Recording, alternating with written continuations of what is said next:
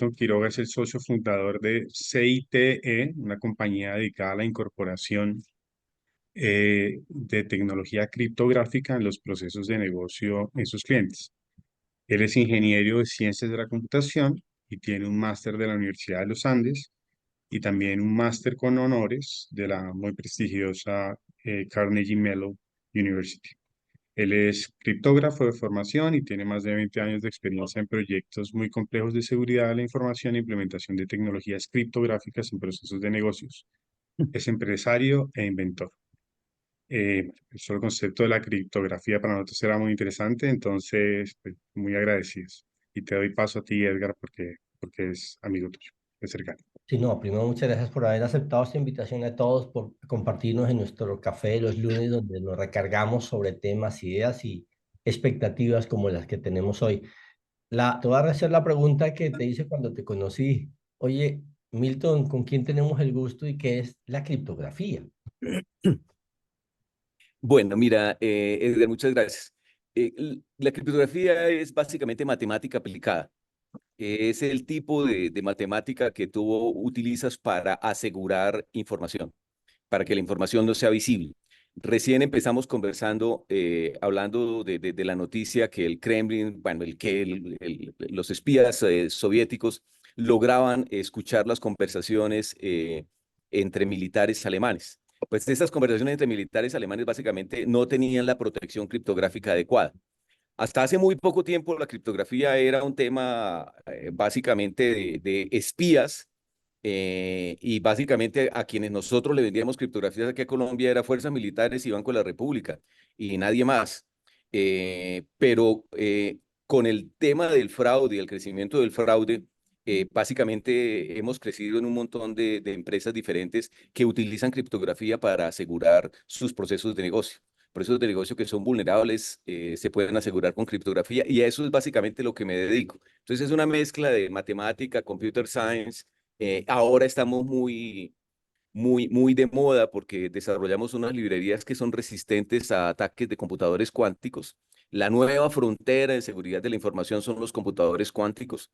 Posiblemente la conversación de estos militares alemanes pudo haber sido hackeada utilizando computadores cuánticos. Eso, digamos, eso lo sabremos en unos años, porque China ha avanzado muchísimo en el tema cuántico.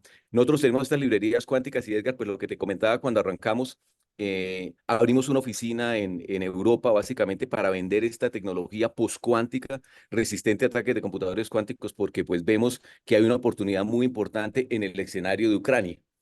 Eh, y por eso, Edgar, ese es todo este tema de criptografía, es la parte más formal de seguridad de la información. Sin embargo, aquí no voy a hablar de criptografía, no voy a hablar de Exacto. códigos secretos, no voy a hablar de Turing ni nada de esas cosas, ni problemas NP completos. Voy a hablar es básicamente de cómo se puede preparar una organización, de cuál es el escenario que estamos viviendo. El problema es que nos llegan tantas noticias, tantas noticias, tantas noticias, que como que uno no tiene la oportunidad de sentarse a pensar, oye, a ver, ¿esto para dónde va? Esto como que no tiene sentido. ¿Cuál es el sentido final? Entonces la idea es como que entendamos ese sentido final de todos estos escenarios de ataque que uno ve que a Sanitas, que el ataque de AFX, y como que no ve esto para dónde va, cuál es el hilo conductor, y luego qué puede hacer una organización para prepararse. Desafortunadamente el tema de ciberseguridad es un tema generalmente mal definido. Lo que percibo yo es que está mal definido. Y al estar mal definido, las organizaciones a veces se equivocan y uno ve organizaciones que dicen, oye, pero a ver, si yo me gasté tanto dinero certificando mi ISO 27000, si yo adicionalmente he gastado tanto en hacking ético, ¿por qué me siguen pasando estas cosas? Porque pues básicamente no hay mayor trazabilidad de esas inversiones en seguridad de la información. Y aquí lo que queremos es básicamente hablar como de estos temas y de cómo la alta gerencia puede enfocar este problema mal definido y todo, pero cómo lo puede enfocar desde el punto de vista de la junta directiva y presidencia y vicepresidencias. Ok, te escuchamos, Cuando ustedes me digan arranco entonces, muchísimas por gracias favor. por la atención, les agradezco mucho su tiempo y la paciencia por escucharme. Bueno, esta es una noticia del 2016. Las elecciones en Estados Unidos estaban muy parejas. Hillary Clinton compitiendo contra Trump, y básicamente ganó Trump porque hubo un hack en el cual atacaron un computador de Hillary Clinton y divulgaron un montón de información de la campaña demócrata y por eso ganaron los republicanos. Es decir, Putin posiblemente fue el gran elector de las elecciones en Estados Unidos en el 2016. Bueno, y hay movimiento en este momento. En México, esto es básicamente noticias acerca de qué sucedió en México. Aparentemente el proceso electoral en México también fue afectado y hay unos elementos que esto que yo no esperé jamás ver y es el Ejército Rojo marchando el Día de la Independencia de México en las calles de México. En fin, ¿qué está sucediendo aquí detrás? ¿Qué está detrás de todo esto? Difícil saberlo. Porque pues esta es una noticia local nuestra y bueno, y no voy a hacer comentarios editoriales acerca de esta noticia. Yo creo que ustedes la leyeron, pero es posible que nos haya pasado también a nosotros. Lo que dice The Economist, bueno, el tema del espionaje ruso está disparado, solo que antes, fíjense ustedes que este es un recorte de febrero 20 del 2024, hace muy poco tiempo.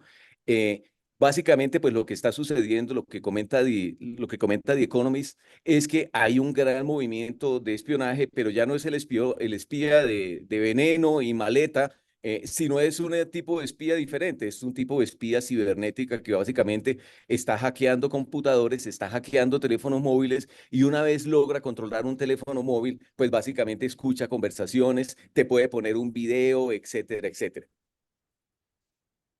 Y la gran pregunta que se hace The Economist, este es también del 24 de febrero, es, oiga, ¿será que está preparado Europa para defenderse en el caso en que hayan agresiones ya definitivas de extensiones de la guerra en Ucrania? Y la pregunta es abierta y hay un análisis bastante interesante, porque al parecer el momento político en Estados Unidos no da para que intervenga en Europa y Europa no ha hecho las inversiones adecuadas para protegerse en estos temas de ciberseguridad. Y el tema de ciberseguridad tiene un componente político supremamente grande, porque es la tecnología más política que jamás hayamos visto desde la imprenta, básicamente. Por ejemplo, este ataque se llamó Petya no Petya. Lo creó claramente, lo creó la inteligencia rusa, básicamente, pero lo que quiero que noten ustedes es que primero sucedió este ataque y los tanques de guerra cruzaron hasta el 2022. Es decir, lo que les quiero hacer notar es que típicamente lo que sucede es que una avanzada de la guerra son ataques cibernéticos que buscan debilitar la economía. En el caso de Petya no Petya era un ataque que se llamó ransomware, en los cuales básicamente te piden dinero por entregarte la información, pero tú pagas y nunca te devuelven la información. Nunca te devuelven la información. Y este ataque de Petya no Petya básicamente fue creado por Rusia como, como un anticipo de lo que iba a ser la invasión.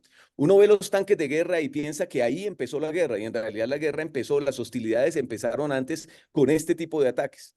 Pero uno de los problemas graves de Petya y no Petya es que pasó rápidamente a la delincuencia común. Pasó rápidamente a la delincuencia común porque ¿cómo les parece que ese móvil, Petya no Petya, fue básicamente lo que le terminó pegando a Keralty y a Sanitas y a todo el grupo Keralty, que es Sanitas Colsanitas? Y no solamente a Sanitas y Colsanitas, también le pegó a IFX. Entonces lo que uno piensa es, a ver, pero si es una ciberarma que fue creada por Rusia como antesala a la invasión a Ucrania, ¿por qué razón terminamos nosotros acá los colombianos que no tenemos absolutamente nada que ver con un problema entre eslavos, que la verdad es súper difícil de entender, pero corríjanme si me equivoco, es súper difícil de entender el conflicto colombiano, cómo entiende uno al ELN, qué va a entender uno ese lío entre eslavos tan complicado que lleva yo no sé cuántos años, es supremamente complejo. Pero sin embargo, esa ciberarma desarrollada por Rusia como una antesala de la invasión a Ucrania terminó pegándonos acá. Por ejemplo, este fue el mensaje de IFX. Y miren ustedes que es exactamente la misma, por lo menos la misma apariencia del de Keralty. Es decir, aquí hay un elemento que quiero que noten ustedes. Ciberarmas que desarrolla un país con todo, digamos, los recursos que tiene un país para inventarse una ciberarma, que le terminan pegando a la población civil porque claramente el tema de Keralty, ¿a quién le molestó? Pues a la población civil. El tema de FX, ¿a quién le molestó? Pues a nosotros los pobres ciudadanos que no teníamos nada que ver. Eh, y por otro lado, es posible que pasen fácilmente a la delincuencia común.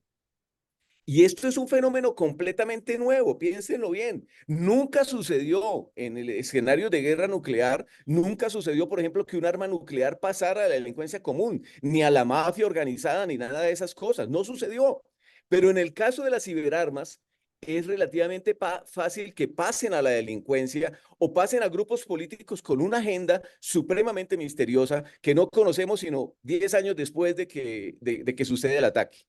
Bueno, esto está sucediendo en el mundo. Entonces, ciberarmas que pasan a la delincuencia común, ciberarmas desarrolladas por un país, terminan en la delincuencia común y terminan pegándole a la población civil que no tenía nada que ver en ese problema. Hay otra guerra. ¿Qué les muestro acá? Estas son fotos de las bodegas, de las famosas bodegas. Ahí ustedes pueden ver los teléfonos, cada teléfono es supuestamente un usuario en Twitter, es un usuario bueno, en Reddit o en todas esas redes sociales. Y básicamente lo que pasa es que cuando se trata de publicar mentiras, cuando se trata de publicar una noticia, puede ser una noticia verdadera, pero generalmente son noticias falsas y hay que crear mucho bombo, mucho bombo. Estas bodegas básicamente lo que hacen es, no sé, 500 celulares todos con usuarios diciendo, sí, sí, sí, sí, sí, sí, sí. Y este fenómeno de las bodegas, curiosamente, resulta ser fatal para nuestras instituciones democráticas porque aparentemente algo sucede y la gente vota convencida por estas bodegas. Es una guerra de información, básicamente el territorio son ustedes mismos. La idea es que una vez el atacante conquiste el suficiente número de mentes, básicamente influye cultura, sociedad, política. Básicamente la lectura que se le da es que la Tercera Guerra Mundial es una guerra de guerrillas, solo que no tiene división entre los militares y los civiles, porque todos somos el mismo campo de batalla. Y esto es básicamente lo que podría estar sucediendo y lo que podría estar incidiendo en las instituciones democráticas de Occidente. En Rusia no hay problema con el tema de democracia, en China no hay problema de democracia, solamente nosotros somos vulnerables a este tipo de escenarios. Bueno, hay otro ataque que les quiero hacer notar, SolarWinds. SolarWinds básicamente es un ataque que sucedió en diciembre del 2020 en que cayó un montón de instituciones del gobierno federal de Estados Unidos. ¿Quién lo creó? Lo creó, el término de este ataque se llama APT29 y el nombre código de este grupo de hacking se llama Cozy Bear, que básicamente es claro que tiene unos vínculos muy fuertes con el gobierno ruso, pero atacó un montón de instituciones federales en Estados Unidos. Es decir, lo que les quiero hacer notar es que esto está muy en movimiento y los adversarios son grandes. Y aquellos de nosotros que pensemos que el tema de seguridad de la información para mi organización, si nosotros pensamos que es un problema local, que nuestro adversario está en Chapinero, nos estamos equivocando gravemente porque puede ser posible que este atacante que estamos ahora mismo enfrentando venga de cualquier lugar del mundo. Y el efecto que tiene es bastante fuerte. Por ejemplo, este ataque, esto sucedió en mayo del 2021 contra Estados Unidos también. Es un ataque de ransomware. Tuvieron que pagar 4.4 billones de dólares en bitcoins. Pero lo que les quiero hacer notar es que este ataque dejó la costa oeste de Estados Unidos sin gasolina por varias horas. Es decir, ustedes dirán, pero ¿cómo el hack? ¿Cómo hackeando sistemas de información es que nos quedamos nosotros sin gasolina? Piensen bien en el escenario de Colombia.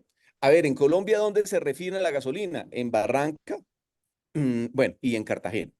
¿Y dónde consumimos la gasolina? Pues aquí en Bogotá, a 2.600 metros sobre el nivel del mar, ¿o no? 2.600 metros más cerca de las estrellas. Pero ¿qué tenemos que hacer? Tenemos que tomar esa gasolina de las refinerías y subirlas aquí a Bogotá, subirlas a Puente Aranda. ¿Qué pasa si subir esa gasolina que se hace típicamente con poliductos, que son sistemas escada, sofisticados, etcétera, etcétera? ¿Qué tal si ese sistema escada se hackea? Si ese sistema escada se hackea, es posible que Bogotá se quede sin gasolina, como fue el ataque contra Colonial Pipeline en Estados Unidos, que dejó a la costa oeste de Estados Unidos por varias horas sin gasolina. Bueno, estos son los escenarios que estamos teniendo. ¿Qué estamos teniendo? En promedio, más o menos un incidente de ciberseguridad cuesta 4.2 millones de dólares. Y básicamente se requieren en principio 287 días para reparar todo. No sé exactamente, hagan memoria, por ejemplo, los que tienen Colsanitas, ¿cuánto tiempo se requirió para que Colsanitas volviera a ser operativo completamente? Recuerdo que fueron varios días, quizás semanas, no sé si meses, en los cuales los servicios estuvieron interrumpidos. Pero uno de los problemas interesantes, de los temas interesantes acá, es que se necesitan 212 días para identificar. A ver, 212 días son 7 meses. Es decir, lo que les quiero hacer notar es que es perfectamente posible que uno esté siendo atacado en este momento y solo lo note 6 meses después, porque detectar el problema es ciertamente un problema grave. Es ciertamente un problema grave. Entonces, cuando yo les hablo de ciberguerra, yo creo que en este momento nadie se imagina a Terminator andando por la séptima o andando por Unicentro disparando. No, esto no es un escenario real de ciberguerra. ¿Cuál es el escenario real de ciberguerra? Que de repente un colectivo hacking apoyado por China, apoyado por Rusia, por ejemplo, hackee el sistema de poliductos, el sistema escada de poliductos de Ecopetrol, y entonces básicamente la gasolina que se refina en Barranca no alcance a llegar a Puente Aranda y adicionalmente hackeen a ISA y entonces que hace la interconexión eléctrica y entonces resulta que Bogotá se queda sin energía eléctrica porque se hackeó el sistema escada y adicionalmente se hackea el sistema electrónico de control de semáforos que controla la ETB y que de repente es vulnerable y adicionalmente de repente hackean el Banco de la República y una red de cajeros y básicamente estos escenarios de ciberguerra lo que hacen es conducir una sociedad Doctor, más o menos... Perdón. Oh, ok. Es conducir a una sociedad que más o menos ya mucho funciona, mejor, ya me quitaron ayer. una sociedad que funciona razonablemente bien, devolverla básicamente a edad medieval, básicamente a tiempos medievales. Entonces, no es Terminator, es básicamente ciberataques especialmente definidos contra lo que se conoce como infraestructura crítica. ¿Qué diablos es la infraestructura crítica? Ese tipo de tecnología que nosotros usamos todos los días, que damos por descontado que existe y que básicamente nos permite tener una vida civilizada. Cajeros automáticos, uno va a un cajero automático y espera que el cajero automático le despache el dinero. Uno va a una bomba de gasolina y espera encontrar gasolina. Uno no espera que se le vaya la luz en la casa o que se le vaya el agua, por ejemplo. Bueno, ¿de dónde vienen estos escenarios de ciberguerra? Yo les quiero recordar la operación Bernhard en Inglaterra. Esta operación Bernhard básicamente la creó Alemania para tratar de derrotar a Inglaterra. A ver, ¿qué hacía Alemania? 4 de la tarde, 5 de la tarde salían los bombarderos, bombardeaban Londres. Básicamente los londinenses ya, Winston Churchill les había anunciado que tenían que tener, que lo que se venía era sangre, sudor y lágrimas para detener a Hitler. Y entonces básicamente lo que hacían era bajar con su tarro de té al refugio antibombas y allá esperaban que pasaran los bombarderos y luego volvían a salir a hacer su vida normal. Y no se rendían. Entonces, Alemania creó un ataque diferente y esa fue la operación Bernhard. ¿Cuál era la operación Bernhard? Básicamente crear billetes falsos. Entonces, lo que intentó Alemania con la operación Bernhard era crear billetes falsos que los aviones, en lugar de bombardear bombas, iban a bombardear billetes falsos. Y aquí viene la pregunta para ustedes. ¿Ustedes qué opinan? Lo que no lograron las bombas, ¿será que sí lo podía conseguir los billetes falsos? Curiosamente sí. Billetes falsos, se dispara la inflación y con la economía destrozada, Inglaterra iba a tener que rendirse. Esa era la racionalidad de este tipo de ataques. Pero miren ustedes lo curioso, no bombardear con bombas, porque las bombas eran inefectivas. La sociedad inglesa en ese momento por lo menos estaba hecha de acero. Pero en cambio, si lo bombardeaban con billetes falsos, era perfectamente posible derrotarlos. Curioso, ¿no? Bueno, pues básicamente eso es lo que se busca con una ciberarma. Una ciberarma lo que busca es básicamente destrozar la economía del país. ¿Dónde empieza esto? Pues la historia nos habla en 1982 de un gasoducto que básicamente la Unión Soviética, la antigua Unión Soviética, era experta robando tecnología de Occidente, y entonces robó tecnología a una compañía canadiense que se llama Telben, que todavía existe, solo que esta compañía ya había sido advertida por la CIA, y básicamente el software que se robó tenía una bomba lógica. ¿Ustedes se acuerdan de esas bombas lógicas en las cuales el programador escribía: si corro la nómina y resulta que no estoy en la nómina, significa que me echaron? Entonces borre absolutamente todo porque significa que me echaron. Este tipo de bombas lógicas básicamente fue lo que pusieron en el software de Telben, y lo que hizo fue que explotara el gasoducto. Dice que la explosión fue tan alta, tan grande, que bueno, que eso se veía desde kilómetros de distancia, la explosión del gasoducto, básicamente por la tecnología hackeada que le habían permitido a la Unión Soviética que se robara. Es decir, las ciberarmas son armas de interrupción masiva, y eso es un elemento que quiero que ustedes tengan presente. Es decir, lo que se busca es interrumpir el funcionamiento normal de una sociedad. Bueno, y aquí viene un montón de doctrina militar. Sun Tzu decía que la guerra es un acto de fuerza para doblegar a un enemigo. Clausewitz y Sun Tzu decía que lo ideal, mejor no es 100 victorias que 100 batallas, sino lo ideal es someter al enemigo sin luchar. Y si existe una ciberarma, que además veremos un poco más adelante, que son súper baratas, muy baratas de desarrollar. Entonces, si existen estas ciberarmas, pues básicamente se puede someter al enemigo sin luchar, sin básicamente gastarse una bala. La operación Bernhard en la Segunda Guerra Mundial pudo haber doblegado a Inglaterra utilizando la destrucción económica por inflación. Estos son básicamente los escenarios. Es decir, ciberguerra es simplemente una extensión de la guerra tradicional. Entonces es una nueva frontera, es un nuevo frente básicamente de guerra, en el cual está muy involucrada la población civil. Ya no es un tema de militares entre militares, es un asunto que nos afecta a nosotros como sociedad, y básicamente lo que busca es una parálisis estratégica, una parálisis en la cual no pueda una sociedad operar. Bueno, ahora, ciberarmas, ciberguerra, hemos hablado del tema ciber, pero a ver, una buena bala sigue siendo súper efectiva. Y este es el caso de Irán. Tenían a alguien súper encargado de ciberseguridad, y pues básicamente lo que hicieron los enemigos de Irán fue básicamente un atentado y ya. O sea, a ver, estos escenarios de ciberguerra no necesariamente son ciberpuros. También una bomba puede funcionar, también un par de balazos también puede funcionar. Es una combinación de escenarios. Y eso es algo en la cual muchas organizaciones desafortunadamente se equivocan, porque básicamente lo que dice la organización: no, el tema ciber me lo maneja tal persona, el tema de seguridad física me lo maneja esta otra persona. Y estos silos organizacionales hacen que el problema, tras de que está mal definido, ahora sea mal atendido, porque las fronteras entre esos silos organizacionales no son claras. Sobre todo porque, corríjame si me equivoco, en general en las organizaciones grandes, ¿quién está a cargo del tema de seguridad física? Generalmente es un militar retirado. Y el tema de seguridad lógica, sí, es generalmente un ingeniero de sistemas electrónico, etcétera, etcétera. Pero digamos, es un problema que tiene varias facetas: un problema de seguridad física, un problema de seguridad lógica, y no considerarlos de manera combinada puede traer problemas muy graves. Estonia, en el 2007.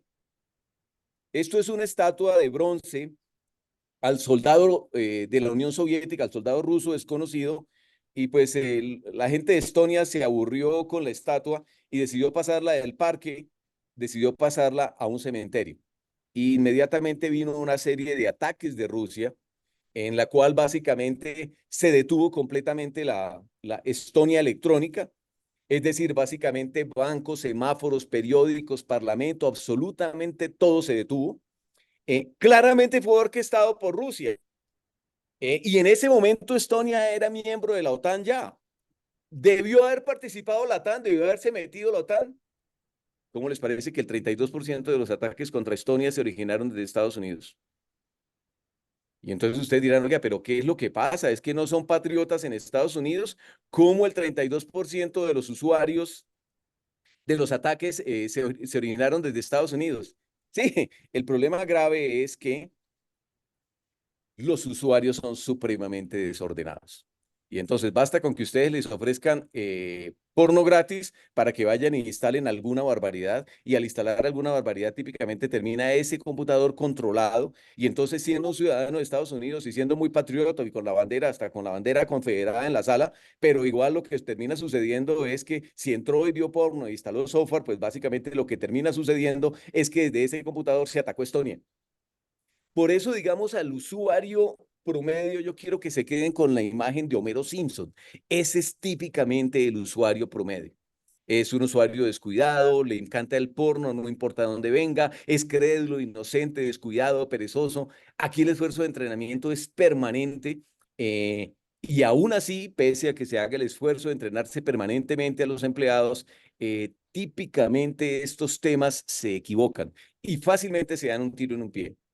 Es decir, como practicantes de seguridad de la información, yo lo que le digo a mis estudiantes en unidad es, mire, nosotros como practicantes de seguridad de la información, este es el tipo de personas con las cuales trabajamos. Este es el tipo de personas que tenemos que proteger. Y pese a ellos, tenemos que tener que la organización funcione pese a ellos. Porque no contamos todavía con remedio para la estupidez humana. Eso sí, el momento en que se invente eso es de premio Nobel de Medicina, pero eso no ha sucedido todavía. Básicamente no ha sucedido todavía. Y en el tema de seguridad de la información sí que tenemos consecuencias. Bueno, hasta aquí, ¿qué tal? ¿Cómo les parece? ¿Preguntas, comentarios, alguna comentario aclaratorio que quisieran agregar? Que redondea toda la exposición y al final te la formulamos para no dañarte la Perfecto. animación de la exposición. Bueno, en junio del 2010 sucedió un ataque que se llamó Stuxnet.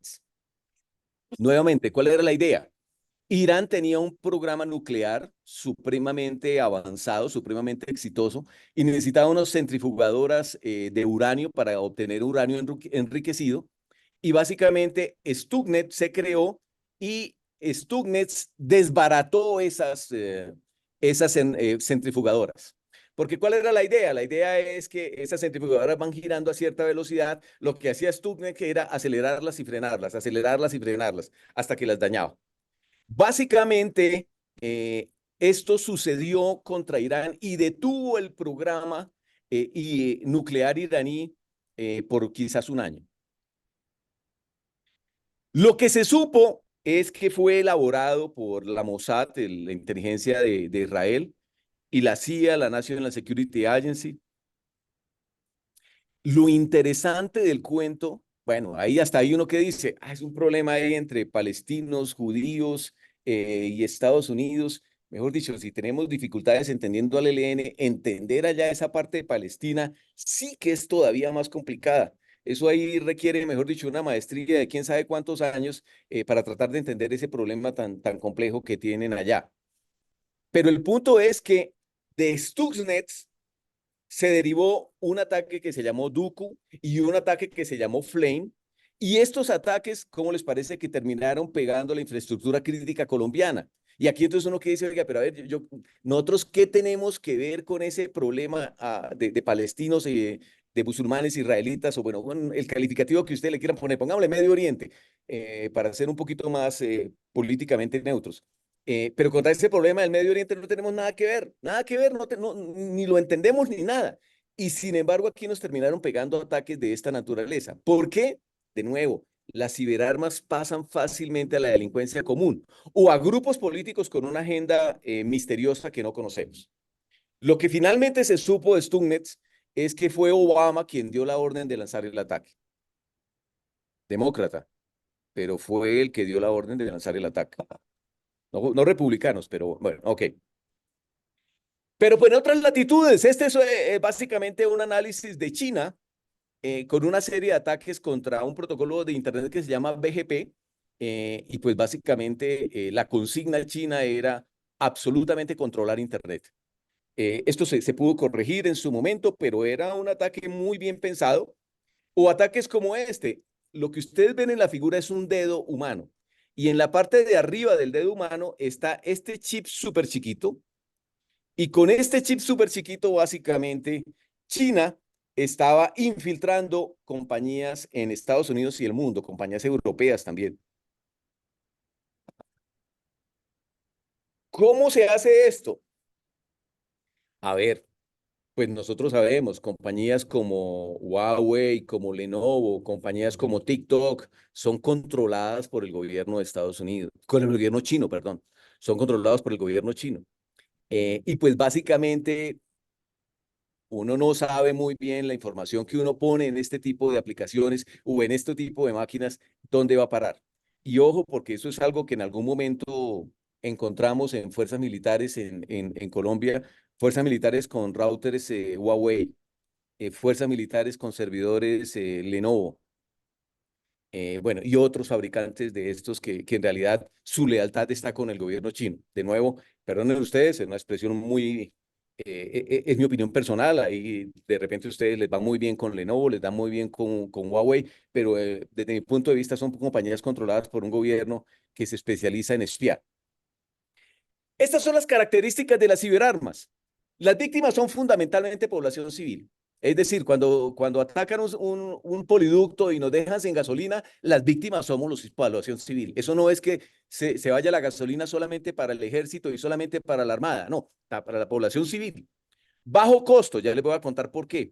Alto impacto, sin fronteras, difícil de rastrear la fuente, no hay disuasión. ¿Se acuerdan ustedes de los escenarios de guerra nuclear en el cual, usted me hace un ataque nuclear, yo le hago un ataque nuclear peor, entonces mejor nos tratamos suavecito, que era básicamente la premisa en la Guerra Fría. En la Guerra Fría era la Unión Soviética, Estados Unidos, nos hacemos suavecito, hacemos una guerra de muy baja intensidad, porque si nos vamos a una guerra nuclear destruimos el planeta. Pero aquí no, aquí no. Uno podría realizar un ataque, un ciberataque contra una sociedad y no hay destrucción mutua asegurada.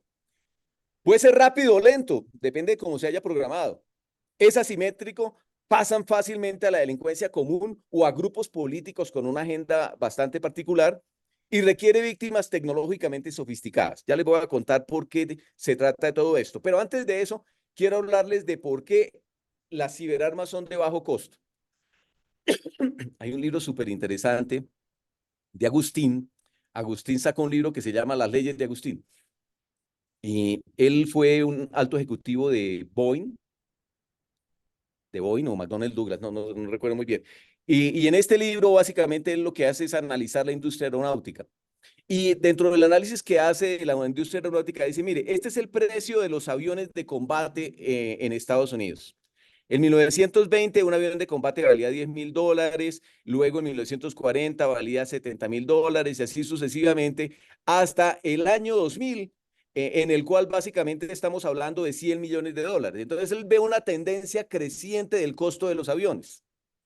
Y entonces él enuncia la ley de Agustín número 16, que dice que en el año 2054, al precio, a cómo van subiendo los precios de los aviones, en el año 2054, ¿cómo les parece que todo el presupuesto de defensa alcanza para comprar un avión?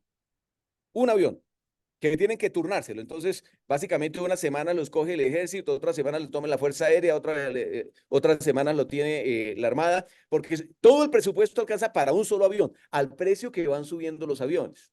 Es decir, lo que quiero que noten ustedes es que tiene todo el sentido la ley de Agustín. Y la ley de Agustín lo que dice finalmente es, lo que nos permite concluir es, oiga, las ciberarmas son súper baratas, porque un avión, eso sí que es costoso. Eso sí que es costoso. Entonces, son baratas.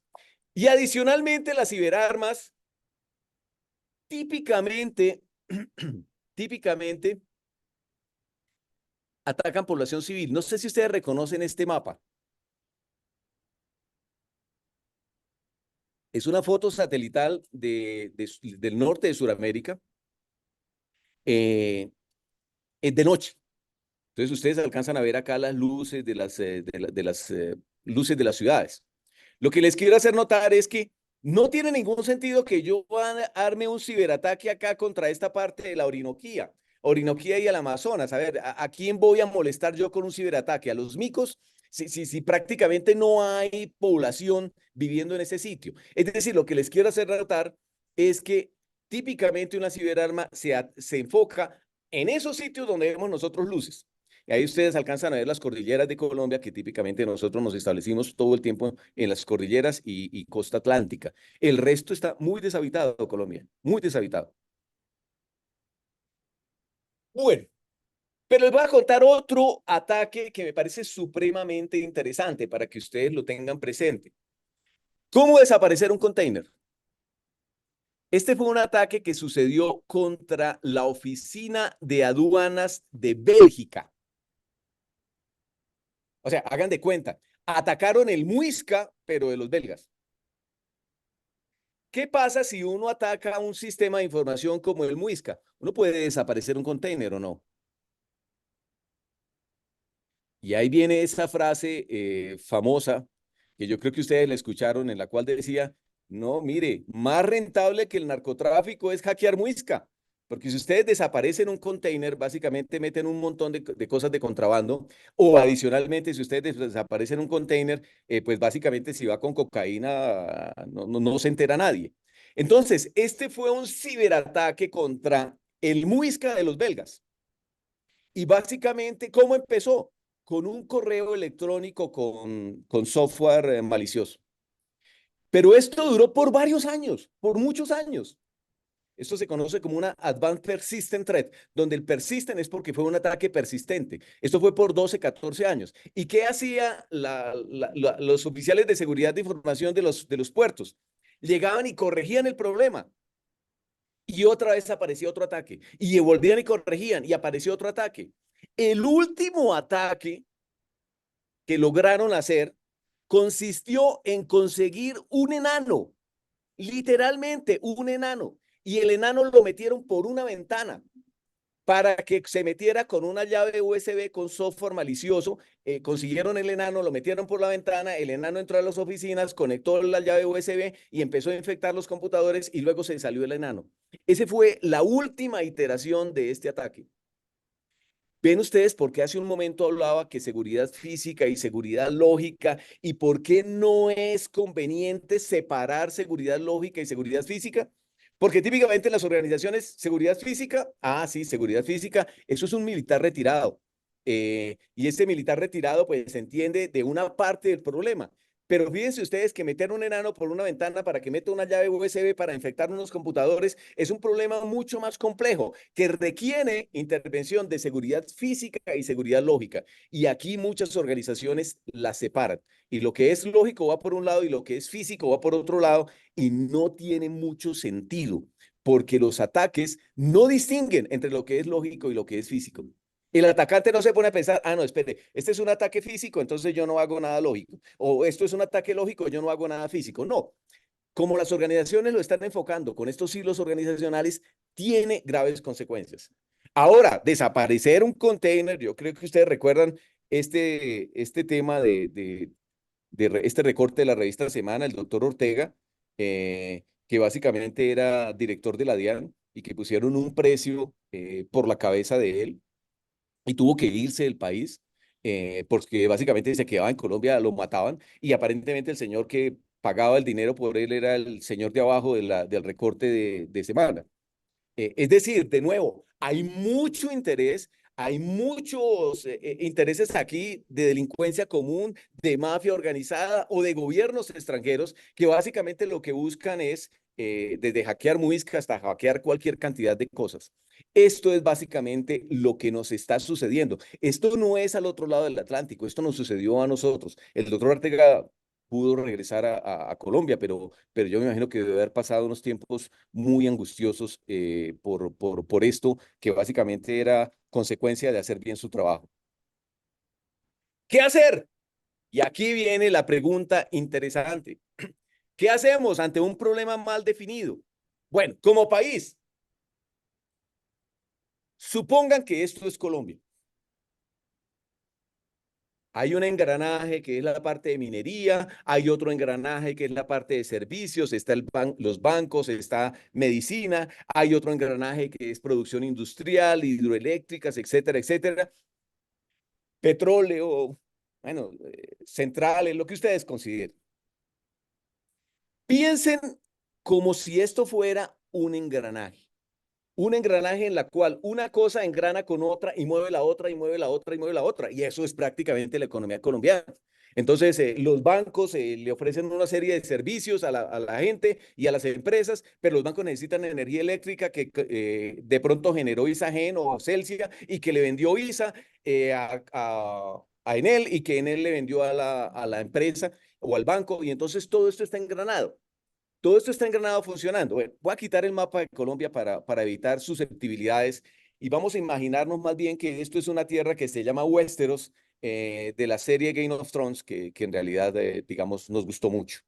Entonces supongan que esto es Westeros y supongan que Westeros tiene allá los Lannister y los no sé quién y sí sé cuándo, y son unos engranajes que están todos trabajando uno con el otro, moviéndose continuamente.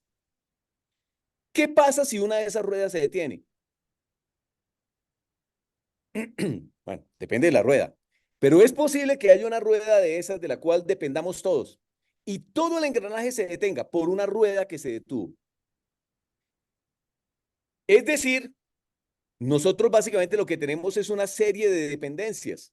El sector de oil and gas, por ejemplo, necesita energía eléctrica. El sector de energía eléctrica apoya servicios gubernamentales o servicios de emergencia o transporte o servicios de comunicaciones o servicios de distribución de agua o servicios financieros. Y hay una serie de dependencias entre todos con todos. La pregunta es, aquellos componentes de los cuales los otros componentes dependan más, son los más vulnerables a un escenario de ciberguerra. Son los más vulnerables a un escenario de ciberguerra. Y eso es lo que se conoce como infraestructura crítica. Y la pregunta es, ¿cómo protegemos la infraestructura crítica de Westeros? Supongan que esta es su organización. Perdónenme ustedes, esto es supremamente simplificado, esto es supremamente digamos, lo más simplificado que pude. Pero miren ustedes que aquí tenemos una serie de servicios en su organización, tenemos una serie de servicios. Esta serie de servicios se apoyan en procesos de negocio y estos procesos de negocio se apoyan en activos. Activos de tipo gente, los que me atienden público. Activos de tipo información, la información que manejamos. Activos de tipo edificios, en los cuales básicamente pues donde va la gente a trabajar, bodegas, etcétera, etcétera. Y activos de tipo tecnología. El sistema experto, la aplicación de Machine Learning que me indica si sí o si no. Más o menos tiene sentido, más o menos se ven ustedes reflejadas. Esa es su organización. Por ejemplo, a ver, voy a utilizar un ejemplo acá, mil excusas, ojalá no ofenda a nadie. Piensen ustedes en Banco Popular. ¿Cuál es el servicio con el cual uno asocia Banco Popular? Si ustedes lo piensan bien, uno, Banco Popular, ¿a qué, qué le ve uno a Banco Popular? ¿Cuál es el servicio que primero se acuerda a uno de Banco Popular? Presta ya, ¿no? Presta ya. Uno dice, Banco Popular es presta ya. Así como posiblemente Citibank y Scotiabank sea tarjetas de crédito, banca personal. Así como de pronto Bancolombia o Banco de Vivienda sean banca corporativa, por ejemplo, ¿no? Uno piensa en Bancolombia o Banco de Vivienda o incluso Banco de Bogotá o Banco de Occidente y uno piensa inmediatamente, estos son bancos que le ofrecen servicios a las empresas. Mientras que Scotiabank es servicios para las personas naturales. Y Presta Ya es como el servicio emblemático del Banco Popular. Bueno, hace tiempo no escucho comerciales de Presta Ya. No sé qué haya pasado, pero durante mucho tiempo Presta Ya era el emblema, el servicio emblema del Banco Popular. Entonces, ¿qué tiene el Banco Popular? Servicios Presta Ya, quizás otros más, pero el más significativo es Presta Ya. Y Presta Ya está apoyado en una serie de procesos de negocio. Siendo Presta Ya, por ejemplo, un crédito de libranza. Entonces, un proceso de negocio será que vale en el que se verifica que los datos que el tipo reporta para pedir el crédito sean los correctos. Otro proceso será de reembolso, de desembolso. Otro proceso será de cobranza. Como es crédito de libranza, lo que uno espera es que vaya por débito de la nómina del cliente. Entonces, todos estos son procesos diferentes. Y están apoyados en gente, en información, en edificios, en tecnología. Por ejemplo, yo me imaginaría que el Banco Popular tiene una aplicación de Machine Learning en la cual analiza y dice, sí, a este señor se le puede prestar dinero, a este no se le puede prestar dinero porque la red neuronal y la tecnología me dice que no se le puede prestar dinero. Más o menos, esos son los servicios básicos. Ahora, ¿qué pasa? Ustedes dicen, pero es que yo tengo un tercero. Sí, es perfectamente posible que el Banco Popular, por ejemplo, tenga un tercero. El tercero podría ser ATH o podría ser Brinks de Colombia. ¿Quién le pone el dinero a los cajeros automáticos del Banco Popular? Yo no creo que el Banco Popular se ponga a manejar cajeros. Yo lo que creo es que tiene un tercero. Pero ese tercero en outsourcing tiene sus servicios, sus procesos de negocio y tiene gente, información, edificios y tecnología. Todo tal como lo hemos visto, solo que es un servicio, el proceso de negocios del banco está apoyado en un tercero. Grosso modo, esto es básicamente lo que nosotros vemos de una organización típica. El tercero puede ser la empresa de energía que nos entrega la energía. Ahora, ¿qué pasa? Estos procesos de negocio con estos servicios colectivamente van cumpliendo la misión de la organización. Por ejemplo, si vemos la misión de la Fuerza Aérea Colombiana tiene como misión salvaguardar el espacio aéreo de los colombianos, esa carreta, digamos, que todo el mundo escucha, Mm. que la misión, y no le para bolas. Milton, te pido disculpas, Se- son las 7:50 y yo creo que ha sido tan valiosa que yo creo que muchos querrán hacerte como mínimo comentarios y preguntas, entonces como para que... Listo, perfecto. Entonces, dame 2 minutos y redondeo. El punto es que si alguno de estos activos falla, la misión del proceso de negocios falla y falla la misión de la organización. Es decir, lo que les quiero hacer notar es que hay un efecto cascada. ¿Y qué es lo que uno tiene que hacer? Proteger estos activos de los servicios críticos. Entonces, y esto se conoce como precisamente vulnerabilidades operacionales. Y esto es, digamos, términos que son conocidos por los bancos porque esto se acogieron en los acuerdos de Basilea. Es decir, lo que les quiero hacer notar, y esta es la hipótesis de trabajo con la cual quiero terminar la presentación, es que Westeros es resistente a ciberguerra si su infraestructura crítica es resiliente a riesgo operacional. Esa es fundamentalmente la idea. Entonces, ustedes quieren que su organización tener una planeación adecuada a escenarios de ciberguerra. ¿Qué necesitan tener?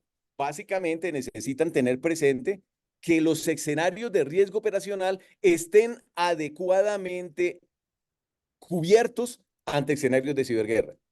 Y el otro elemento es, ojo, si ustedes son infraestructura crítica, es decir, aquellos componentes que necesitan los colombianos para vivir, este elemento viene a ser supremamente importante.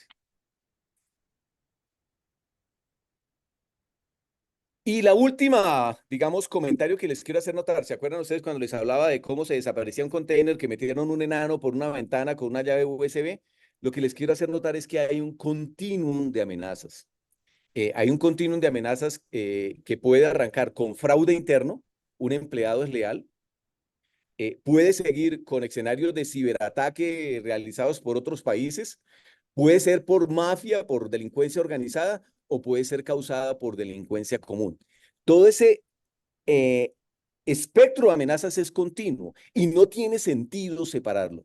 Porque de nuevo, separarlo en silos organizacionales es básicamente condenar la organización a que no se entienda adecuadamente el problema y no se pueda atender adecuadamente. Con esto básicamente era lo que yo había planeado contarles a ustedes. Preguntas, comentarios.